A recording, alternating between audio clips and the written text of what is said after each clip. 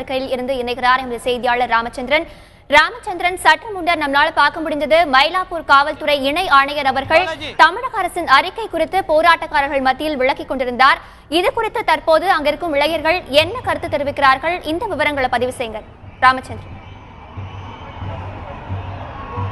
தமிழக முதலமைச்சர் டெல்லி பயணம் முதல் வெற்றியாகவே இங்குள்ளவர்களால் பார்க்கப்படுகிறது.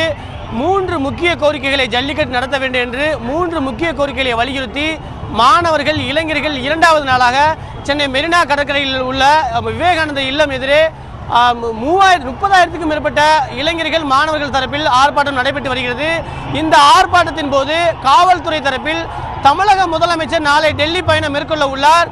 அது குறித்து தமிழக அரசு சார்பாக வெளியிட்டுள்ள அந்த செய்தி குறிப்பை காவல்துறை ஒலிபெருக்கி உதவியுடன் போராட்டக்காரர்கள் மத்தியில் நின்று வாசித்து காட்டினர். அதற்கு அவர்கள் போராட்ட காலத்தில் இருக்கக்கூடியவர்கள் மகிழ்ச்சியை வெளிப்படுத்தினர்.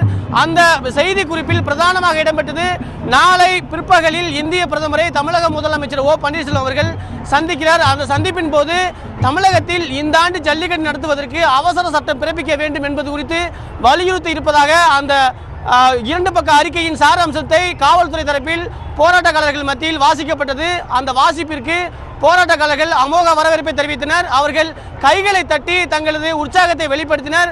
அது மட்டுமல்லாமல் அவர்கள் இதற்கு பிறகு போராட்டத்தை தொடர்வார்களா அல்லது கைவிட போறார்களா என்பது குறித்து பேசுவதற்காக போராட்ட கழகத்தின் அமைப்பாளர்கள் நம்மிடம் இருக்கிறார்கள். அவருடன் நேரடியாக கேட்போம். சார் சொல்லுங்க, நீங்க தமிழக முதலமைச்சர் டெல்லி பயணத்தை எப்படி பாக்குறீங்க? உங்களுக்கு இது முதல் வெற்றி தான். எங்களுக்கு ஐபிஎஸ் அதிகாரி அங்கிட்ட ஒரு முதலமைச்சர் கொடுத்ததா ஒரு அறிக்கை கொடுத்தாரு. அதில் பார்த்தீங்கன்னா இன்று இரவு டெல்லி சென்று நாளை காலை பிரதமரை சந்தித்து அவசர சட்டம் கொண்டு வருவதற்கான முயற்சியில் நீங்கள் ஈடுபட வேண்டும் என்று வலியுறுத்துவதற்காக இன்று டெல்லி செல்லப்போகிறார். அது எங்களுக்கு முதல் வெற்றி. அதே போன்று இங்கே இந்த போராட்டங்களை கலைக்குமாறு கேட்டுக்கொண்டனர். ஆனால் முதலமைச்சர் அங்கு சென்று பிரதமர் வலியுறுத்திய பிறகு எங்களது போராட்டத்தை பற்றி நாங்கள் முடிவு செய்யப்படும். அதுவரை எங்கள் போராட்டம் தொடரும். டெல்லியிலிருந்து எங்களுக்கு நல்ல தகவல் வரும் வரை இந்த போராட்டம் தொடரும். முதல்வர் நீங்க சொல்லுங்க, இப்ப நாளை அவசர அமைச்சரவை கூட்டம், மத்திய அமைச்சரவை கூட்டம் நடைபெற உள்ளதாக அறிவிக்கப்பட்டிருக்குது. அந்த அமைச்சரவை கூட்டத்தில் பிரதானமாக ஜல்லிக்கட்டு குறித்து விவாதிக்கப்பட உள்ளதாகவும் தமிழக மக்களுக்கு ஒரு அதிகாரப்பூர்வமான அறிவிப்பை வெளியிடுவார்கள் என்று எதிர்பார்க்கப்படுகிறது. இந்த அமைச்சரவை கூட்டத்தை நீங்க எப்படி பாக்குறீங்க? அமைச்சரவை கூட்டம் கூட போகிறான்னு சொல்கிறது சந்தோஷமான செய்தி. ஏன்னு சொன்னால் இது நேற்று இன்னைக்கு ஆரம்பித்த பிரச்சனை இல்லை, பல வருஷங்களாக போராடிட்டு இருக்கோம். இந்த வருஷம் இது தமிழனுடைய உணர்ச்சியாக மாறி இன்னைக்கு சோஷியல் மீடியா மூலியமாக சேர்ந்த கூட்டம் தான் இது குவார்ட்டருக்கோ பிரியாணிக்கோ சேர்ந்த கூட்டம் கிடையாது. இது ஃபுல்லாக பார்த்தீங்கன்னா மாணவர்கள், இளைஞர்கள், ஐடி மக்கள், வேலை செய்கிறவங்க, இந்த மாதிரி வியாபாரிங்க குடும்பத்தோடு நிறைய பேர் இங்கே வந்திருக்கிறாங்க. எங்களுக்கு மெயின் பார்த்தீங்கன்னா இந்த ஒரு லாவை பாஸ் பண்ணி எங்களுக்கு எப்போ ஜல்லிக்கட்டு நடக்கும்னு சொல்லி மத்திய அரசு எங்களுக்கு அனௌன்ஸ்மெண்ட் பண்ணுதோ அன்னைக்கு தான் இதெல்லாம் கலைஞ்சு போவோம். அதுக்கு நாங்கள் கலைஞ்சு போக மாட்டோம். இல்லை, இப்போ இந்த ஆண்டு ஜல்லிக்கட்டு நடத்துவதற்கு குறிப்பிட்ட நிபந்தனைகள் விதித்து ஜல்லிக்கட்டு நடத்தலாம் என்ற அறிவிப்பு வந்தால் நீங்கள் எப்படி பார்ப்பீங்க? அதை எங்களுக்கு ஃப்ரீயாக நடத்தணுங்க. ஏதாவது நிபந்தனைன்றது வைக்கக்கூடாது. இது 2500 வருஷமா நடக்கிற ஒரு பாரம்பரியத்துக்கு எங்க முட்டுக்கட்டு வைக்கிறீங்க? அவசியமே கிடையாது. எங்களுக்கு நாங்கள் ஃப்ரீயாக நடத்தணும். இதை தடை செய்யக்கூடாது. இதுதான் எங்களுடைய கோரிக்கை.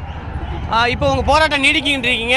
நாளைக்கு டெல்லியிலிருந்து அதிகாரப்பூர்வமாக அறிவிப்பு வர வரைக்கும் நீங்க எதிர்பார்ப்பீங்களா? அது வரைக்கும் போராட்டம் தொடருமா? அது வரைக்கும் எங்கள் போராட்டம், மாணவர்கள் போராட்டம், இளைஞர்களின் போராட்டம், தமிழ்நாடு மக்களின் போராட்டம் தொடரும்.